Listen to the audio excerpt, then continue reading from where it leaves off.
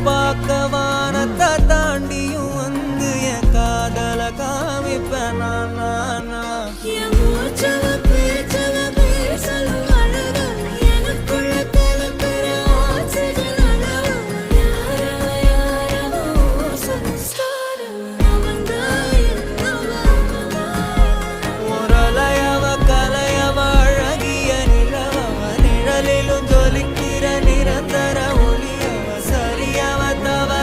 சிரிக்கிற சிரிப்புக்கு அவதான் காரணமா